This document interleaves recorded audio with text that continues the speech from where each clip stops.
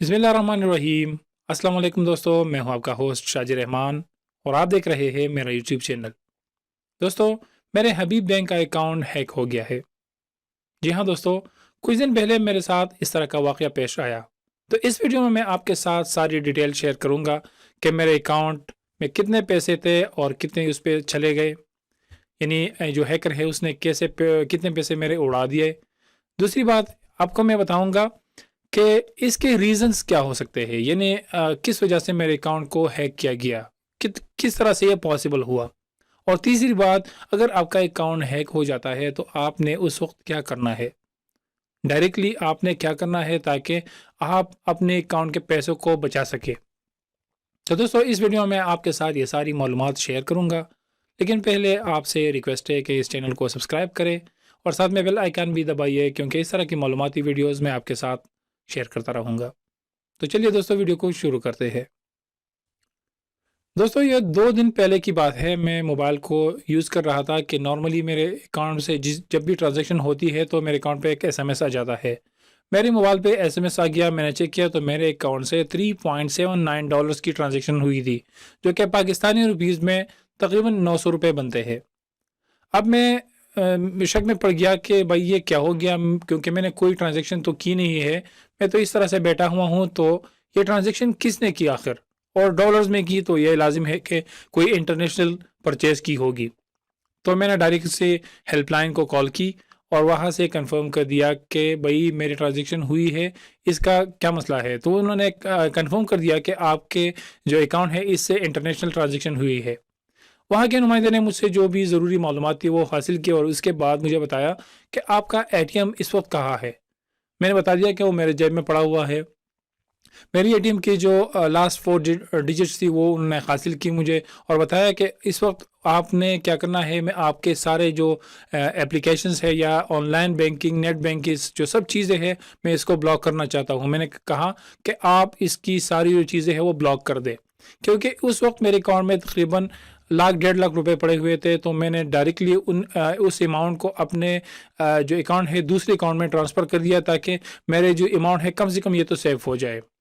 दोस्तों, मैं आपको मैंने जो उस नुमाइंदा है एचबीएल का, उससे पूछा कि भाई अगर एक बंदा मेरे अकाउंट से $3.7 की ट्रांजैक्शन कर सकता है तो उसने बड़ी ट्रांजैक्शन क्यों नहीं की। तो उसने बताया कि हो सकता है ये बंदा इस कार्ड को चेक कर रहा था कि आया ये ट्रांजैक्शन सक्सेसफुल होती है या नहीं होती, तो इस वजह से उसने छोटी ट्रांजैक्शन की, अभी वो बड़ा ट्रांजैक्शन करने वाला है। तो इससे पहले मैं आपके अकाउंट को ब्लॉक करना चाहता हूँ, तो तभी मैंने अपने अकाउंट को ब्लॉक कर दिया। तो इस तरह से दोस्तों, मेरा अकाउंट तो सेव हो गया, लेकिन मेरा अकाउंट अब भी रिस्क पर है। अब मैं आपको बताता हूँ कि मेरा अकाउंट रिस्क पे क्यों चला गया। दोस्तों, कुछ दिन पहले, यानी ये वर्ल्ड कप 2022 से पहले मैंने एक एप्लीकेशन डाउनलोड की है, HD स्ट्रीम्स, जो कि क्रिकेट मैचेस और बहुत सारी और जो टीवी चैनल्स है वो आपको दिखाता है। ये मेरी एक एक्सपेक्टेशंस है। ये लाजिम नहीं है कि इस एप्लीकेशन से ही मुझे नुकसान हुआ हो, लेकिन वहाँ पे मुझे कहा गया था, मुझसे परमिशन ली गई थी कि आपके जो मोबाइल का सारा डेटा है वो हमारे कंट्रोल में होगा। यानी आप हमें इजाज़त देंगे कि कोई भी डेटा हम रीड करना चाहे हम रीड कर सकते हैं। तो इस तरह से मैंने वो परमिशन पे यस क्लिक की थी। ये मेरी गलती थी। दूसरी बात दोस्तों, मेरा जो डेटा है, जो एटीएम का नंबर है या उसका जो सीवीसी नंबर है, वो उनके पास कैसे चला गया। तो दोस्तों, ये मैं आपको बताता हूँ। मैं अली एक्सप्रेस को यूज़ करता हूँ, ज़्यादातर मैं उस प्लेटफॉर्म से चीज़ें मंगवाता हूँ ऑनलाइन। तो वहाँ पे मैंने अपने जो एटीएम कार्ड नंबर्स थे या उसके जो सीवीसी नंबर्स है उनको सेव किया हुआ था। तो हो सकता है जो हैकर है उसने वहाँ का जो लॉग फाइल है, यानी अली एक्सप्रेस का जो लॉग फाइल बनता है, वहाँ पे मेरा डेटा उनको पता होगा कि कहाँ पे इनकी जो बैंक डिटेल्स है वो सेव होती है। तो उस डेटा को चुराया होगा और वहाँ से उन्होंने जो नंबर है और पासवर्ड है उसको एक्सट्रैक्ट किया होगा, और इस तरह से उन्होंने मेरे अकाउंट से पैसे निकलवा दिए थे।